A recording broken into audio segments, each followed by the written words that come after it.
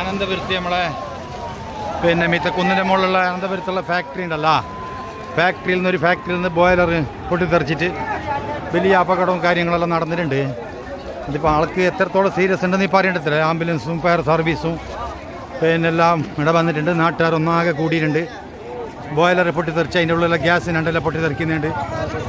താഴത്തെ നമ്മളെ താഴെയുള്ള പോലെ പുരയെല്ലാം ഉണ്ടല്ലോ, പുരൻ്റെ എല്ലാം പിന്നെ ജനലെല്ലാം പൊട്ടിത്തെറിച്ചിട്ടുണ്ട്. നമ്മളെ കണ്ണൂർ കുന്നിന് മുകളിലുള്ള ചില പുരൻ്റെ എല്ലാം ജനൽ പൊട്ടിത്തെറിച്ച് നമ്മളെ നാട്ടിൽ മൊത്തം ഒരു ഭൂമി കുലുക്കം പോലെ എന്തോ ആകാശത്ത് നിന്ന് ഭൂമി പോലത്തെ ഒരു ശബ്ദമാണ് വന്നത്. ഭയങ്കര ജനങ്ങളെല്ലാം ഭയങ്കര ആശങ്കയിലായിട്ടുണ്ട്.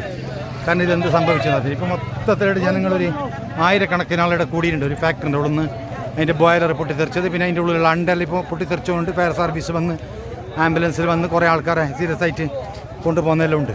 ഇതാണ് ഇപ്പോൾ അനന്തപുരത്ത് നടന്ന സംഭവം. ഇപ്പോൾ കണ്ണൂർ കുന്നിൻ്റെ മുകളിൽ നേരെ മീത്തയുള്ള ഒരു ഫാക്ടറിയിൽ നിന്നാണ് ഈ സംഭവം നടന്നത്. പെട്ടെന്നൊരു അപകടം ഇങ്ങനെ സംഭവിച്ചിട്ട് ഭയങ്കര പ്രശ്നമായി, ഭയങ്കരമായി.